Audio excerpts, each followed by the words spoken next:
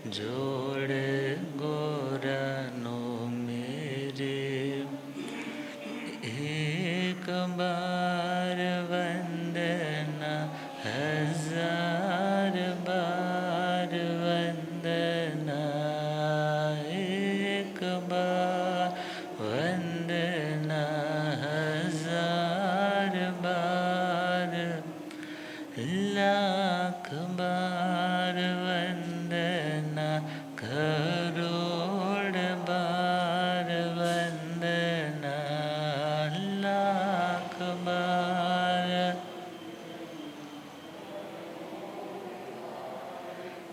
जी हाथ जोड़ गोरनो मेरी वंदना जी हाथ जोड़ गोरनो डगमग डोले नैया मेरे डग नैया मुझको है सतगुरु तेरे मुझको होठ है जी ऐसा भवसागर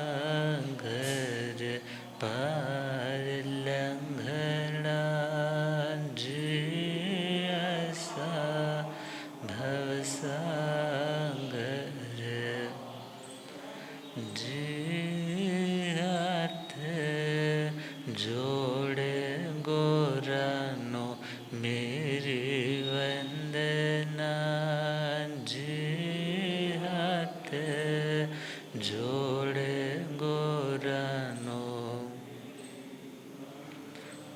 अनंत अनंत शांति के निकेतन शासनपति श्रमण भगवान महावीर स्वामी के पावन चरणा अरविंदों में हार्दिक भावना वंदन नमन।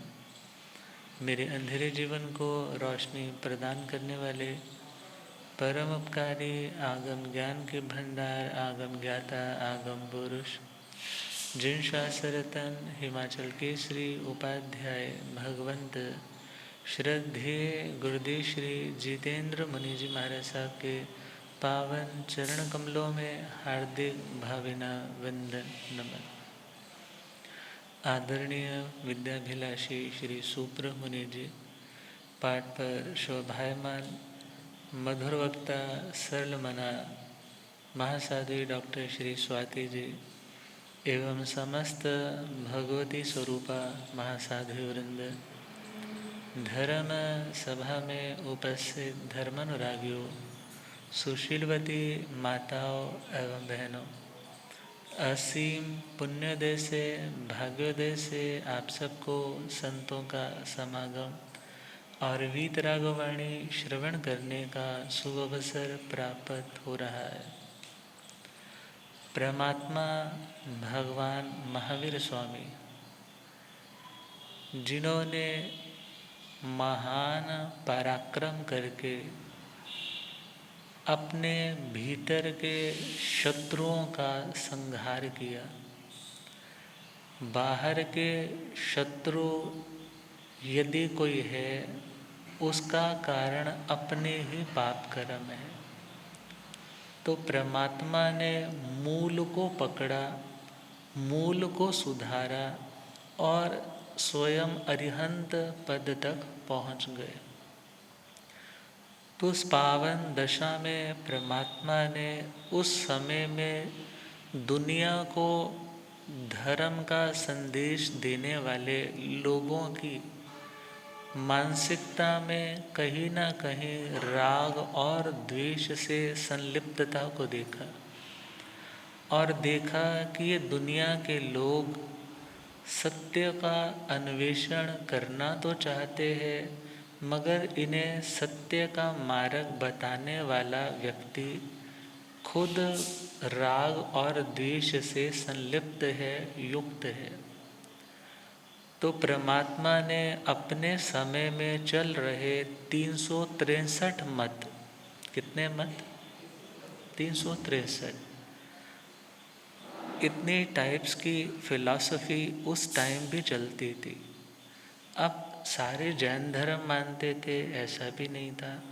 सारे लोग क्रियावादी थे, ऐसा भी नहीं था। अक्रियावादी थे, ऐसा भी नहीं था। अज्ञानवादी थे, ऐसा भी नहीं था। विनयवादी थे, ऐसा भी नहीं था। मगर परमात्मा ने देखा कि जो दुनिया के लोग अपनी जिंदगी को आसान बनाने के लिए मात्र जनता को कुछ बातें बता करके खुद अपना कंफर्ट और खुद लग्जरी का जीवन जी रहे हैं, परमात्मा ने कहा ऐसे लोग तुम्हारे लिए तिन्नाणं तारयाणं नहीं बन सकते।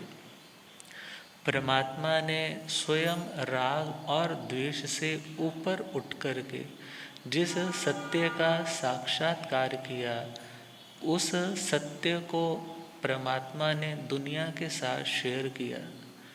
आप विचार करो, यदि आप अपने बिजनेस के लेवल में बहुत ग्रोथ कर जाते हो, बिजनेस के लेवल पे बहुत ग्रोथ कर जाते हो, अरबोंपति हो जाते हो, तो आप कैसे करोड़ों अरबोंपति बने हैं, शायद ही आप अपने रिश्तेदार को, अपने भाई को या अपने पास आने वाले को वो सारी टेक्निक्स बताने के लिए तैयार हो जाओ।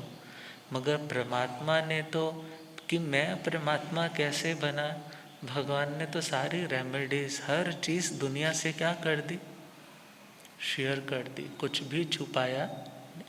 और भगवान ने ये भी बताया कि कंगाली क्यों आती है, दुख क्यों आते हैं, और यह भी बताया कि टेम्परेरी सुख कैसे आता है और एवर लास्टिंग, हमेशा जो बना रह सके वो सुख कैसे आ सकता है।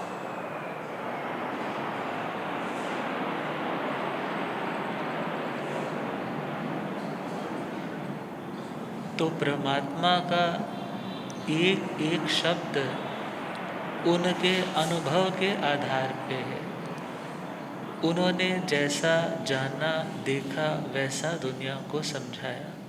और परमात्मा फरमा रहे हैं श्रीमद् उत्तराधनजी सूत्र चतुर्थ अध्ययन असंस्कृत की लास्ट 13वीं गाथा में, जे संख्या तुच्छ पर पवाए, ते पे जदो साणो गया पर झा, ए अहमेति धोगोंच माणो, कंखे गुणे जाव शरीर भयो। जे संख्या तुच्छ पर पवाई, परमात्मा फरमा रहे हैं जो लोग संस्कृत अर्थात दुनिया के लिहाज से बहुत सिविलाइज्ड कहलाते हैं, दुनिया के लिहाज से जिनकी इकोनॉमिकली ग्रोथ बहुत अच्छी है, दुनिया के लिहाज से जिनका एकेडमिक एजुकेशन का स्टैंडर्ड भी बहुत हाई है, जिन लोगों को लोग सुनना चाहते हैं, जो लोग लॉजिक्स पे लॉजिक्स दे करके अपनी बात को कन्वे करते हैं। मगर परमात्मा कहते हैं यदि उन लोगों की बातों का आधार राग और द्वेष है तो ऐसे लोगों की बातें अपनाने योग्य नहीं। क्योंकि जो व्यक्ति अनस्टेबल है, अनस्टेबल व्यक्ति की बातें हमें कभी स्टेबिलिटी नहीं दे सकती। जो व्यक्ति खुद ही बिजनेस के लिहाजे से डावाडोल हो चुका है, वो व्यक्ति दूसरे को कैसे बिजनेस डावाडोल वाले को इकोनॉमिकली हेल्प कर सकता है। यदि खुद स्थिर है तभी अस्थिर को स्थिरता दे सकता है। मगर जो खुद स्थिर हो चुका है वो दूसरे की स्थिरता में कारण तो बन सकता है, मगर स्थिरता के लिए उसे उसका आलंबन, उसका आश्रय, उसकी संगति, उसके प्रति समर्पण करना होगा। तो भगवान फरमा रहे हैं दुनिया में जो लोग संस्कृत कहलाने वाले, शुद्ध कहलाने वाले, या शौच, धर्म इत्यादि, तन की शुद्धि इत्यादि पर ही जोर देने वाले, मगर आत्मा की, मन की, भावों की, आचरण की शुद्धि के ऊपर कोई ध्यान न रखने वाले हैं, ऐसे लोग भगवान कहते हैं तुच्छ। ऐसे लोग कैसे हैं? तुच्छ। अर्थात आज यदि वाह वाह है तो जस्ट बिकॉज ऑफ पुण्य कर्मा, उन लोगों का पुण्य का अकाउंट अच्छा है, इसलिए उनको मानने वाले बहुत से लोग होंगे, मगर भगवान कहते हैं लोगों से उस आत्मा का कल्याण हो जाएगा। सपोज़ आपकी पहचान बहुत सारी है, आपको 10 या 50 ऑफिसर्स जानते हैं, गवर्नमेंट में सीधा बड़े बड़े लोगों से ताल्लुकात है, मगर आपके बॉडी में कैंसर हो गया, हाँ, स्पाइनल कॉर्ड में कैंसर हो गया, लिवर में हो गया, लिवर सिरोसिस की 4th स्टेज आ गई है, क्या वो पहचान आपको ठीक कर देगी? सिंपल सी बात है। जब दुनिया में हमारा अपना पाप कर्म इतनी पहचान होने के बावजूद भी हमें उस प्रॉब्लम से निजात नहीं दिलवा पाता जब तक कर्म नहीं कट जाता। इसी प्रकार परमात्मा कह रहे हैं जो लोग सपोज आज बहुत आदर प्राप्त कर रहे हैं मगर उनका न आत्मा पे श्रद्धा है, मीन्स आत्मा को मानते नहीं है, न कर्म को मानते हैं, न कर्म के बंधों को मानते हैं, न कर्म की निर्जरा को मानते हैं, और ना ही मोक्ष को मानते हैं। और जो लोग कहते हैं बस जी शरीर खत्म हो गया, सब कुछ खत्म हो गया, शरीर खत्म हो गया, सब कुछ खत्म हो गया। मगर एक छोटी सी बात, एक बिजनेसमैन जिसको धर्म की बहुत रुचि, वो बता रहा था, कहने लगा गुरुदेव मेरा बेटा अभी 10th क्लास में मेरे को कहने लगा पिताजी वो जो बड़े सेठ है ना, उनके घर में कुत्ता है, कितनी किस्मत वाला है, उनके घर में जो कुत्ता है वो कितना किस्मत वाला है। देखो बोला जी वो उसके लिए पर्सनल एक मेड रखी हुई है काम उसकी सेवा करने के लिए, उसको रोज़ शैम्पू करवाया जाता है, उसका बार्बर घर पे आता है, उसके नेल कटिंग की जाती है, उसको एसी रूम प्रोवाइड किया जाता है, बाहर जाता है तो गाड़ी में जाता है, और जब कोई बर्थडे आता है तो डॉग्स की बर्थडे पार्टी अलग से ऑर्गेनाइज की जाती है, और इवन उसके गले में ज्वेलरी भी डाली गई है। तो उसके पिता कहने लगे किस्मत वाला है ये तो तुम्हें समझ आ रहा है, इट मीन्स वो पीछे कुछ ना कुछ अच्छा कर्म करके आया, ये समझ में आता है ना। एक गली में भी कुत्ता घूमता है और एक किसी बड़े सेठ की कोठी में भी कुत्ता रहता है। अब ये सिंपल सी बात उसको समझाई कि बेटा देखो, यदि वो कुत्ता आज सुख भोग रहा है मगर फिर भी वो इंसान का मुकाबला कर सकता है। जैसे आप लोगों के पास समझ है, आप लोग अपने सारे बात समझा सकते हो, वैसी समझ उस कुत्ते के अंदर सपोज हो, क्योंकि जाति स्मरण ज्ञान तक हो सकता है, श्रावक वृत्ति तक आ सकती है त्रियंच गति के प्राणी में, मगर वैसे स्थूल दृष्टि से देखें तो जो तुम हो, तुम्हारा जो स्टैंडर्ड है वो त्रियंच गति के प्राणी से बहुत अपर है।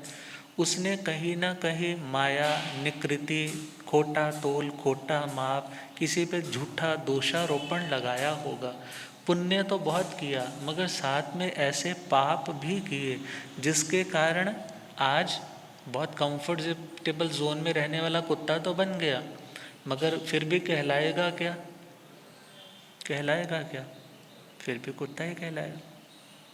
अब परमात्मा कह रहे हैं यदि कोई व्यक्ति आज धर्म को समझ नहीं रहा और धर्म के मर्म को समझ नहीं रहा और सोचता है बस यहीं पर है, तो ध्यान देना सब कुछ यहीं पर नहीं। बहुत बार बोल देते हैं स्वर्ग नरक तो यहीं पर है, स्वर्ग नरक तो यहीं पर है। ये एक जस्ट व्यवहार भाषा हो सकती है सामने वाले को समझाने के लिए कि भाई जो कर्म करोगे ये मत सोचना उसका फल नहीं मिलेगा, यहीं पर मिलेगा। अपनी बात को एक स्ट्रांगली कहने के लिए बहुत बार व्यक्ति इस फिलॉसफी को ऐसे बोल देते हैं, स्वर्ग नरक तो यहीं पर है। मगर बहुत सारे कर्मा है जो यहाँ पर तो नहीं किए, मगर उनका भुगतान यहाँ पे गज सुकुमाल जी ने उस गज सुकुमाल के भव में किसी के सिर पे अंगारे थोड़े ही रखे थे। रखे थे? बोलो, नहीं रखे थे। मगर उनके सिर पे अंगारे रखे गए तो क्यों रखे गए? क्यों रखे गए? क्योंकि उनका पूर्व जन्मों का ऐसा कर्म था। भगवान महावीर स्वामी के कानों में कीलें ठोकी गई। क्या भगवान महावीर स्वामी ने जब वो घर में थे, जब वर्धमान कहलाते थे, तो क्या उन्होंने कभी ऐसा टॉर्चर किसी के साथ किया था? नहीं किया था। मगर यदि हम बैक हिस्ट्री में जाते हैं तो हमें त्रिपृष्ठ वासुदेव की कथा सामने आती है कि उन्होंने ऐसा किया था, इसलिए आज उनके साथ ऐसा हुआ। अर्थात जिंदगी में कुछ भी हो रहा है तो सिंपल है, वो अपने कर्म के कारण हो रहा है। और यह मत सोचना कि बस यहीं तक जिंदगी है, यहीं तक सब कुछ खत्म है, बल्कि आगे भी होगा यदि कर्मों का बकाया कर्जा पूरा चुकाया नहीं गया। तो परमात्मा कह रहे हैं ऐसे लोग तुच्छ है जो आत्मा की सत्ता को ही क्या कहते हैं, कोई आत्मा वात्मा नहीं होती। बस खाओ पियो, अपने अच्छे लाइफस्टाइल से जियो, अपनी फैमिली को टाइम दो, घूमो फिरो, अपना जो चाहिए अपने सुख भोगो, बस इसके आगे और कुछ भी नहीं है। भगवान कहते हैं ऐसे लोग तुच्छ है। ऐसे लोग क्या है? तुच्छ का मतलब दया के पात्र है। किसके पात्र है? दया के पात्र है, जिन्हें इतना सुंदर मानव का भाव मिला है, मगर वो अपने फ्यूचर प्लानिंग के लिए कुछ नहीं सोच रहे। क्योंकि बीमा कंपनीज वाले तो क्या बोलते हैं, बीमा करवा लो, लाइफ इंश्योरेंस करवा लो, तो ये ज़िंदगी के साथ भी और लाइन तो ये चलती ना ज़िंदगी के बाद भी, मगर मरने वाला तो उसके साथ यहाँ का कोई अकाउंट नंबर या कोई भी कुछ जाता है? कुछ भी नहीं जाता। मगर यदि कुछ अच्छा किया है तो वो ज़िंदगी के बाद भी काम आएगा। और फिर यदि सपोज़ कहीं पर आप गए हो, कोई सिंपल सा घर भी था, मगर कहते हैं कि उस बच्चे के आने से घर में तो लहरें बहरे आ गए। कैसे आ गए? क्योंकि माता पिता का भी पुण्य उदय है, कोई ऐसा इकट्ठे में उन्होंने पुण्य बांध रखा है जिसे हम समुदानी क्रिया कह सकते हैं।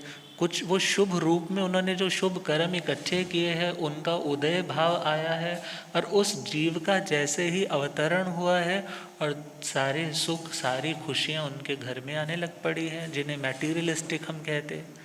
तो परमात्मा कह रहे हैं जो आत्मा की सत्ता को नहीं मानते हैं, जो लोग यह सोचते हैं कि कर्म की लकीरें कोई महापुरुष हमारे बदल देगा, ऐसी लाइंस भी तो चलती है ना, बस जी वो उनके आगे मत्था टेकेंगे और हमारे कर्म की लकीरें क्या हो जाएंगे। ये श्रद्धा का विषय हो सकता है कि तुम्हारे कर्म बदल जाए, मगर दुनिया में कोई भी आत्मा अनंत शक्ति का मालिक हो सकता है, मगर सर्वशक्तिमान नहीं हो सकता। क्या लाइन याद रखनी है? कोई भी आत्मा अनंत शक्तिशाली तो हो सकता है, मगर सर्वशक्तिशाली। तीर्थंकर परमात्मा जब अभी माता ने अभी डिलीवरी दी है, बच्चों को जन्म दिया है, और उसके कुछ ही क्षणों में कौन आ जाते हैं? कौन आ जाते हैं? शुक्रेंद्र महाराज आते हैं। अब बच्चे को उठाते हैं, दूसरा बच्चा वहाँ पे क्रिएट करके वहाँ पे रख के ले जाते हैं मेरू पर्वत पे। अब मेरू पर्वत पर इतने मोटे मोटे जल की धाराएं उनके देह पर पड़ती है, और जब शक्रेंद्र महाराज के मन में आता है कि कहीं परमात्मा को क्या ना हो रहा हो, कोई कष्ट ना हो रहा हो, तो उनकी बात को जैसे ही भगवान का वो जीव असेस करता है और दाहिने पांव के अंगूठे को जैसे ही उस शिला को स्पर्श किया, और मेरू पर्वत क्या होने लग पड़ा। जो मेरू पर्वत अचल कहलाता है, कभी चलायमान नहीं कहलाता, चलायमान नहीं होता, जो अडोल कहलाता है, अकंप कहलाता है, अनवेवरिंग वाला रहता है, मगर वो स्टेबल पर्वत भी क्या हो जाता है? हिलने लग जाता है। अर्थात जो तीर्थंकर है वो अनंत बली है। वो कैसे है? अनंत बली तो है, मगर सर्वशक्तिमान, सर्वशक्तिमान का मतलब जो कुछ भी कर सकता है। सर्वशक्तिमान का मतलब जो कुछ भी कर सकता है। कुछ भी का मतलब कुछ भी, कुछ भी का मतलब तुम्हारे पाप कर्म उठा करके जिससे तुम्हारी बनती नहीं है ना, उसके सारे अकाउंट में तुम्हारे पाप शिफ्ट कर दे, और उसके सारे पुण्य उठा करके किस में शिफ्ट कर दे, बोलो, उसके सारे पॉजिटिव कर्मा की कहाँ शिफ्टिंग कर दे, तुम्हारे में। मगर ऐसा करने में कोई आत्मा समर्थ नहीं है। तो जैनोलॉजी के अकॉर्डिंगली आत्मा अनंत शक्तिशाली हो सकती है, मगर सर्वशक्तिशाली नहीं हो सकती। तो परमात्मा कह रहे हैं, जो लोग ऐसी स्टेटमेंट्स देते हैं कि तुम हमारी शरण में आओ, हम तुम्हें मुक्ति दे देंगे, तुम्हारे सारे कर्म सारे खत्म हो जाएंगे, तुम्हारे सब सुख समृद्धि मिल जाएगी, तो ध्यान देना, जब तक पुण्य तुम्हारा उदय नहीं है, तुम्हारे पुरुषार्थ का संयोग नहीं है, तो दूसरे की कृपा अकेली कृपा काम, और सपोज यदि वो कृपा काम कर भी रही है तो जस्ट एक जैक होगा कि थोड़ी देर के लिए हुआ, फिर उसके बाद स्टॉप हो गया। इसलिए परमात्मा ने कहा कि तुम अपनी आत्मा के कर्म पे विश्वास करो, और अपना जो धर्म मिला है उस धर्म पे विश्वास करो। और जो लोग मात्र वो गारंटी दे करके कि बस मेरा अनुसरण करो तुम मुक्त हो जाओगे, अरे मुक्त तो वो करेगा ना जो खुद मुक्ति को प्राप्त है, वही तो मुक्ति का आधार या आदर्श हमारे लिए बनेगा। जिसके खुद के हाथ पैर अच्छे तरीके से बंधे हुए हैं, वो किसी के हाथ पैर खोल सकता है?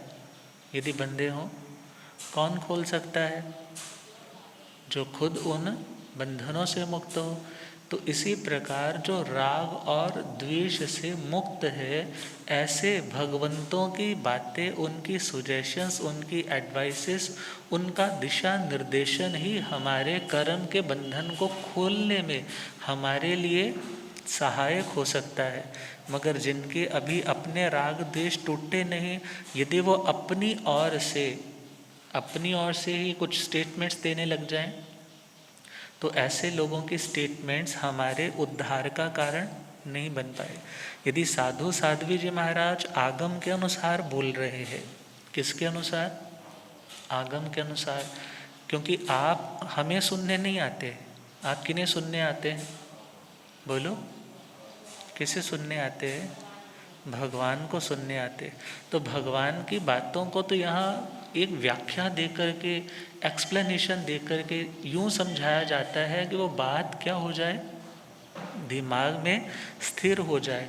अब विचार करना है, जो आत्मा राग द्वेष से मुक्त है, उनकी बातों को यदि कोई छद्मस्त भी सुनाता है, छद्मस्त राग द्वेष से युक्त वाली आत्मा भी यदि सुनाती है कि ऐसा भगवान ने कहा है, तमेव सच्चं निशंकं निकंकं जंग जिणेहिं पवयं, वही शंका से रहित है।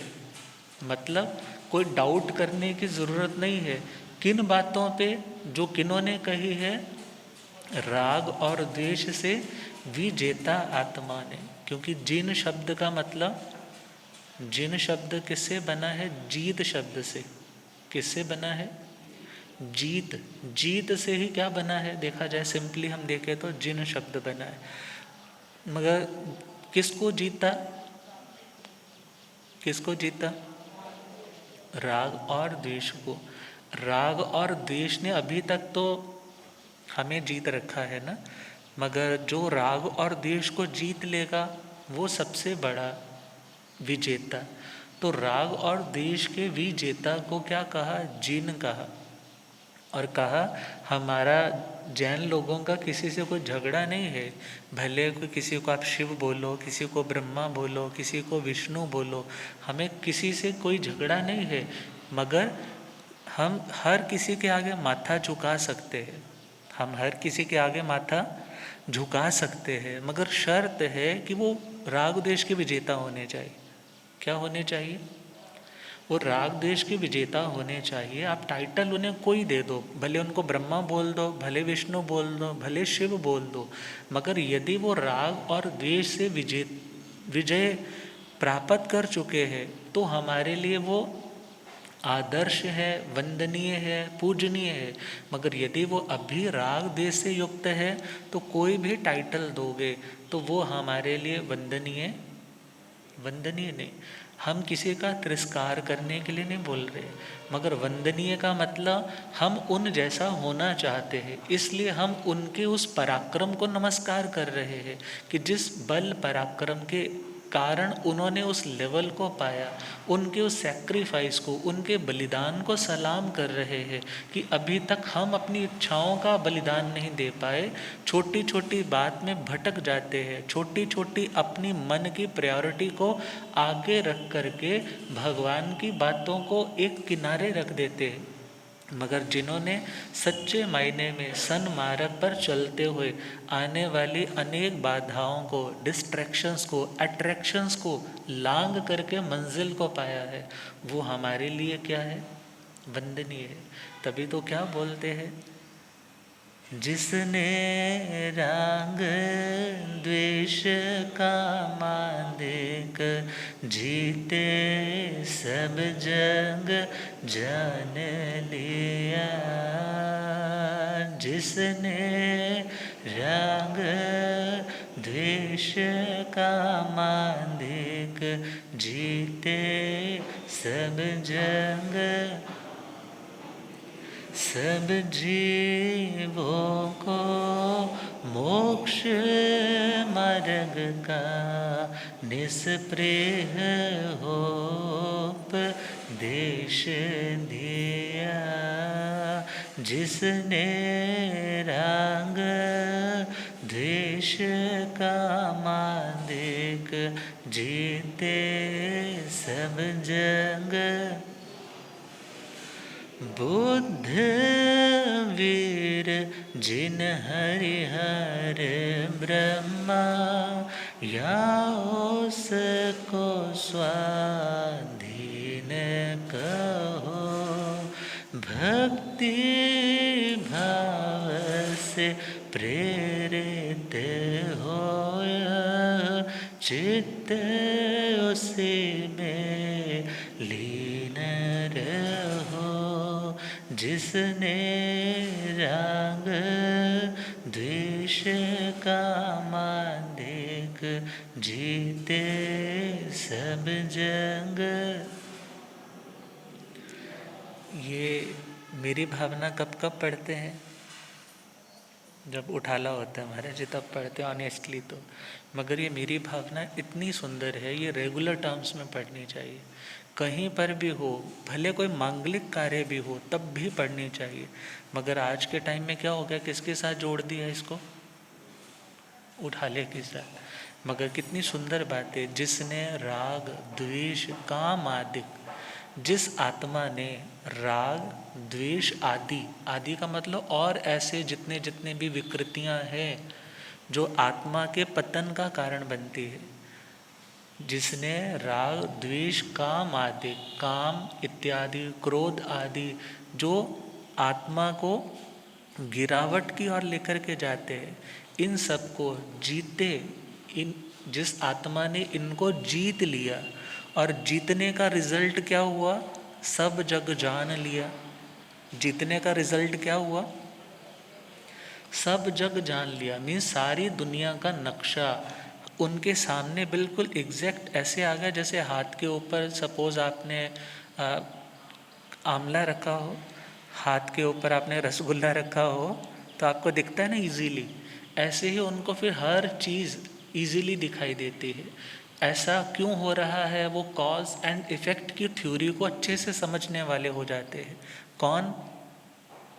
जिसने जो राग द्वेष काम आदि इन विकारों से ऊपर उठ जाते हैं, इनको जीत लेते हैं, इनके पराधीन नहीं रहते बल्कि स्वाधीन हो जाते हैं, ऐसी आत्माओं की फिर वो एबिलिटी क्या हो जाती है? डिस्क्लोज हो जाती है, खुल जाती है। कौन सी एबिलिटी?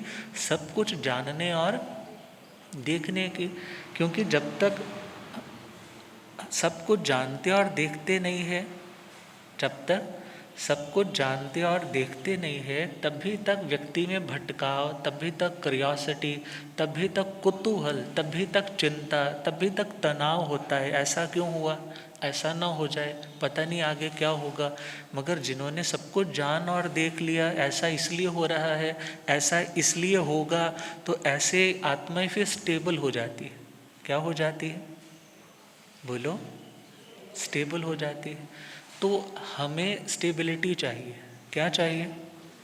बहुत से कहते हैं हमारा साहब धर्म ध्यान में ना मन नहीं लगता, धर्म ध्यान में ना मन बड़ा चंचल हो जाता है। एक कहने लगा कि महाराज साहब यदि मेरी मम्मी आज आपके पास आई होती ना साथ में, तो वो वही बोलती कि महाराज साहब जैसे बच्चे स्कूल में पढ़ाई किया करते थे तो हर माँ यही कहती थी महाराज साहब इसका दिमाग तो बहुत तेज़ है मगर कंसंट्रेशन। तो ऐसे ही धर्म की बातें समझ तो बहुत आती है मगर कंसंट्रेशन नहीं। कंसंट्रेशन क्यों नहीं? बिकॉज समाधान नहीं है, बिकॉज समाधान नहीं है। समाधान मिल जाए तो स्टेबिलिटी, समाधि आ जाए। अब समाधान पाने के लिए तो क्या करना होगा? सर्वज्ञ बनना होगा।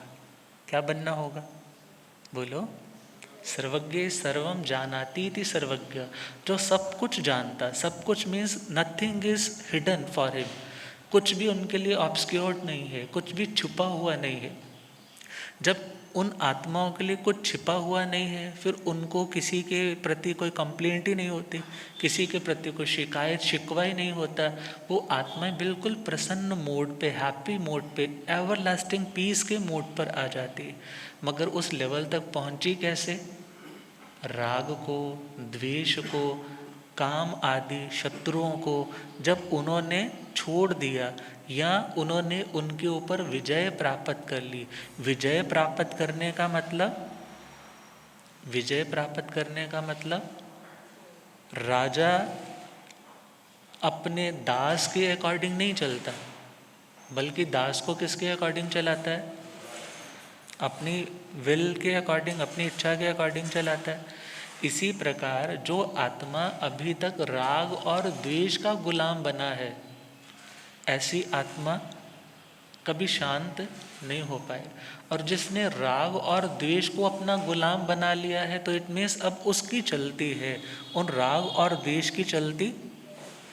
क्योंकि अक्सर दुनिया में हमारी एग्जीक्यूशंस मीन्स हम जिंदगी में कुछ भी करते हैं, मन से सोचते हैं, वाणी से बोलते हैं, शरीर से कोई क्रिया करते हैं, उसका रीज़न बिहाइंड हमें चलाने वाला कौन होता है? या राग होता है या हमारे रिएक्शंस किससे ज़्यादा प्रभावित होती हैं? राग से या जिससे राग बहुत है उसके प्रति रिएक्शंस डिफरेंट होगी, जिसके प्रति लगाव बहुत है। ऐसे वाले महाराज जी का किसी ने कुछ गलत बोल दिया तो तुम चिढ़ जाओगे, तुम्हें गुस्सा आ जाएगा, तुम डिबेट में पड़ जाओगे, तुमने ऐसा कैसे कह दिया। और जिन महाराज जी से बनती नहीं है, जिन महाराज जी से सिंपल प्रैक्टिकल बात बोल रहा हूँ, जिनसे बनती नहीं है, उनके बारे में कोई अच्छा बोलेगा, तुम बोलोगे नहीं नहीं ऐसे बेकार में बोल रहा है, मैंने देखा हुआ है, ऐसे कई मैंने देखे हुए हैं। अर्थात जिनके प्रति द्वेष है उनके आप गुण नहीं देखते हो, और जिनके प्रति आपको राग है उनके आप दोष नहीं देखते हो। मगर हमें किसी के गुण दोष देखने के लिए कोई जजमेंट पे नहीं बैठना है। मगर हाँ, इतना ज़रूर है, जब हमारे अंदर निष्पक्षता होगी तो स्टेबिलिटी होगी। हम कलह में नहीं आएंगे, हम झगड़े में नहीं आएंगे, हम व्यर्थ की डिबेट में नहीं आएंगे, हम व्यर्थ के तनाव में नहीं आएंगे। और यदि एक पिता को एक बेटे से बहुत लगाव है, दूसरे बेटे से लगाव नहीं है, तो क्या होगा? एक के प्रति स्टेटमेंट्स कुछ होंगे, दूसरे के प्रति स्टेटमेंट्स कुछ होंगे। मगर परमात्मा, परमात्मा, प्योर आत्मा, कौन सी आत्मा? जिसने राग को भी जीत लिया और द्वेष को भी जीत लिया। तो परमात्मा कहते हैं जो लोग राग और द्वेष से युक्त है, ऐसे लोग तुच्छ है, अभी वो कृपा के पात्र है, उनको अभी बहुत मेहनत करने की ज़रूरत है। और ऐसे लोग परपवाई, परपवाई मतलब खुद के स्टैंडर्ड को मेंटेन रखने के लिए वो दूसरों की निंदा करते हैं। अपना स्टैंडर्ड मेंटेन रखने के लिए क्या करते हैं बोलो? ये नहीं है कि अपनी मार्केटिंग को अच्छा बनाने के लिए अपना सामान अच्छा रखो भाई, अपनी डीलिंग अच्छी रखो, बल्कि उनका काम क्या रहता है? दूसरों की निंदा कर। गुड। तो भगवान फरमा रहे हैं, जो लोग खुद अपने ऊपर अपने मिशन के प्रति समर्पित नहीं है, फिर ऐसे लोग दूसरों की निंदा करके, दूसरों के अवगुणों को दुनिया के सामने प्रकट करके खुद को ऊंचा सिद्ध करने की कोशिश करते। मगर परमात्मा कहते हैं, ते पिज दोषा अणु गया परज्जा। ऐसे लोग, पिज अर्थात प्रिय, प्रिय का मतलब जो चीज़ हमें प्यारी लगती है, जो चीज़ हमें क्या लगती है? प्यारी लगती है। अब उस वस्तु के प्रति हमारा राग होता है, उस वस्तु के प्रति क्या होता है? और दोषा अर्थात जिस वस्तु के प्रति हमारा लगाव नहीं होता है, जो चीज़ हमें अच्छी नहीं लगती, फिर उस चीज़ में हम दोष निकालते। उस चीज़ में क्या निकालते? कमियां निकालेंगे, फॉल्ट निकालेंगे। परमात्मा फरमा रहे हैं, जो लोग भले शब्दों की वोकैबुलरी से बहुत अच्छे हैं, सूटेड बूटेड है, मगर आत्मा के प्रति, उत्तम आचरण के प्रति उनके हृदय में कोई स्थान नहीं है। जन्म, पूर्व या आगामी के प्रति, कर्म बंध मुक्ति के प्रति जिनका कोई विश्वास नहीं है, परमात्मा कहते हैं ऐसे लोग प्रिय और द्वेष अर्थात राग और द्वेष से अनुगत, अर्थात ये लोग राग और द्वेष के पीछे पीछे चलने वाले। पीछे पीछे कौन चलता है? जो खुद लीड नहीं कर पाता, जिसके अंदर खुद लीडिंग कैपेसिटी नहीं होती है, वो व्यक्ति क्या करेगा? पीछे पीछे चलेगा। अब दुनिया के लोग अक्सर किसके पीछे चल रहे हैं? राग और, तभी तो जब कभी गुरु महाराज आते हैं तो लोग यदि 4-5 आगे, 10-50 आगे हो जाए तो उनको क्या बोलते हैं? कहाँ चलो भाई, कहाँ चलो? गुरु महाराज से क्यों पीछे चलो? क्योंकि जो राग देश पर विजय प्राप्त करने के लिए आगे बढ़ रहे हैं वो हमारे लिए आदरणीय, वंदनीय है। अभी तक तो हमने अपने राग देश को ज़रा भी कम नहीं किया है, मगर ये जिनके लिए सारी सृष्टि ही अपनी है, ये जो आत्मा और शरीर के भेद को जानते हुए अपने आत्म भावों में लीन रहते हैं, इनसे आगे थोड़ा, इनके कहाँ चलना चाहिए? पीछे पीछे चलना चाहिए। तो कहा कि जो हमारे से बड़ा है उसे हम कहाँ रखते हैं? आगे। और जो उससे छोटा होता है वो कहाँ चलता है? उनसे पीछे। तो वे लोग राग और द्वेष को आगे रखते हैं और खुद उसके पीछे चलते हैं। किसको आगे रखते हैं? मीन्स लाइफ में कुछ भी करेंगे तो वहाँ पर जिसके प्रति राग है उसको सेव करने की कोशिश करेंगे, जिसके प्रति द्वेष है उसको क्रिटिसाइज करने में टाइम व्यतीत करेंगे। मगर भगवान कहते हैं ऐसे लोग परज्झा, ऐसे लोग पराधीन है, स्वाधीन क्या नहीं है? स्वाधीन नहीं है। मीन्स वो अपनी चॉइस से कुछ नहीं करेंगे। किसकी चॉइस से करेंगे? हाँ, कपड़ा पहनना है, तुम बताओ जी ठीक लग रहा है। अब यदि उन्होंने बोल दिया नहीं ठीक लग रहा तो 50,000 तो गए आपके कुएं में। हाँ, इट मीन्स आपने अपनी खुशी के लिए गमी का रिमोट कंट्रोल किसको दे दिया? बोलो, दूसरों को ही दे दिया ना। तो परज्झा, जिन्होंने राग और द्वेष को क्या बना लिया है? अपना हीरो बना लिया है, उनको फॉलो कर रहे हैं, तो ऐसे लोग पराधीन है, ऐसे लोग स्वाधीन नहीं। मगर हमारा धर्म कौन सा है? स्वाधीन होने का। तो हमें किनको फॉलो करना है? जो स्वाधीन है, अर्थात जो अपनी आत्मा की आवाज़ सुनते हैं। राग द्वेष भी यदि सपोज आवाज़ देता है तो उसकी कोई आवाज़ सुनते? क्योंकि एक तो है ना उपशम वाले, एक है क्षय वाले। तो जिन्होंने तो उन घाती कर्मों का क्षय किया है तो उनको तो राग द्वेष आवाज़ ही नहीं देंगे, क्योंकि मोहनीय तो कब खत्म हो गया? वो तो पीछे हट गया, झट गया। मगर आत्मा को विचार करना है। यदि राग द्वेष के संस्कार है भी तो एटलीस्ट डिस्क्रिमिनेट करना सीखे कि मैं आत्मा की सुनूं, मुझे राग के वशीभूत होकर, द्वेष के वशीभूत होकर के कोई नया गलत कर्म करना नहीं। और राग द्वेष के कारण मुझे अपने धर्म के ट्रैक को छोड़ करके या हल्का फुल्का किसी के साथ नोक झोंक हो करके अपने धर्म से विमुख होना नहीं। तो आगे का जो टॉपिक है उसको कल डिस्कस करते हैं। तो आज पदार्पण हुआ मंगल में गुरुदेवों का, और मंगल मूर्ति महासाध्वी वृंद ऑलरेडी विराजमान है। तो चतुर्वेद संघ आपके पास तो ऑटोमेटिकली आज स्थापित हो गया। तो अब श्रद्धेय गुरुदेव के पावन श्री मुख से मंगल में जिनवाणी के कुछ बोल श्रवण करेंगे, जिनका